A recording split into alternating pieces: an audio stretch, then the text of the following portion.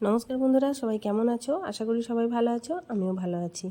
গরম তো পড়েছে অতিরিক্ত মাত্রায়, তাই ভাবলাম চলো আজকে একটু ঠান্ডা ঠান্ডা মিষ্টি দই তোমাদের সাথে তৈরি করে দেখাই কিভাবে তৈরি করবে। ঘরেতে এরকম গরমে বাড়িতে দই তৈরি করে খেও, খুব ভালো লাগবে। এখানে দেখো কড়াইয়ের মধ্যে আমি নিয়েছি 2 লিটার দুধ, গরুর দুধ অবশ্যই এটা।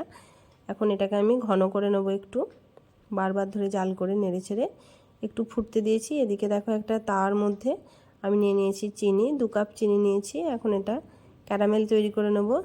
দইয়ের রঙটা একদম দোকানের মতো তৈরি করার জন্য আমি ক্যারামেলটা তৈরি করে নিচ্ছি, যাতে করে একটু লাল হয় দইয়ের রঙটা। চিনি আস্তে আস্তে গলে গেলে, ক্যারামেল তৈরি হয়ে গেলে দেখো এর মধ্যে 4 টুকরো দুধ অল্প করে তুলে নিয়ে আর খুন্তি দিয়ে অনবরত নাড়তে হবে, নাহলে কিন্তু জমে যাওয়ার ভয় থাকে। ক্যারামেল তৈরি হয়ে গেলে এখন এই ক্যারামেলটা দুধের মিশ্রণের মধ্যে দিয়ে দিলাম এলাচ গুঁড়ো।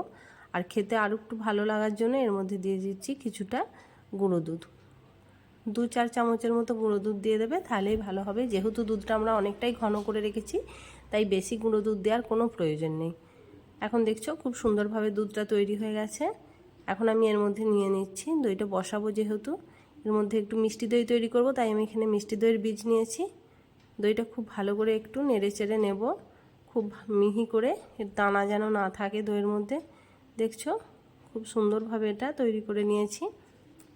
বারবার ধরে এরকমভাবে খুন্তি দিয়ে একটু নেড়ে চেড়ে নিলেই খুব সুন্দর হয়ে যাবে। এখন ওই দুধটা যেটা রেখেছিলাম, এটা হালকা যখন গরম থাকবে, আঙুল সহ্য করতে পারে এরকম অবস্থায় দুধটা ঢেলে দিতে হবে।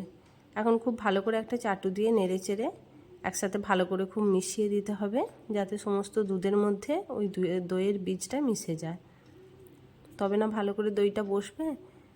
দেখো খুব ভালো করে আমি এখন নাড়িয়ে চাড়িয়ে মিশিয়ে নিচ্ছি। এখন এটা কিছুই না, আর এবারে একটু ঢাকা দিয়ে একটু গরম জায়গায় রেখে দেবো। যা গরম পড়েছে, ওই 2-3 ঘন্টার মধ্যেই দই খুব সুন্দরভাবে জমে যাবে।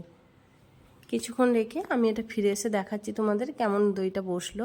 আর যদি ভালো লাগে তাহলে প্লিজ একটা লাইক দিয়ে দিও, চ্যানেলটা সাবস্ক্রাইব করে পাশে থেকো।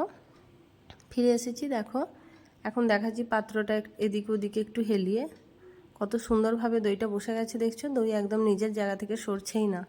গুঁড়ো দুধটা এই কারণেই দিয়েছিলাম, যাতে দুধের মধ্যে যে এক্সট্রা জলটা থাকে সেটাই গুঁড়ো দুধ নিয়ে নেবে, টেনে নেবে। দেখছো এখন দইটা দেখো চামচে করে কেটে দেখাচ্ছি কত সুন্দর দইটা বসে গেছে। বাড়িতে সবাই এরকমভাবে এই গরমে দই তৈরি করে খেও, আর আমাকে অবশ্যই জানাবে ভালো লাগলে। আজকের মতো আসি, দেখা হচ্ছে পরের দিন আরও একটা নতুন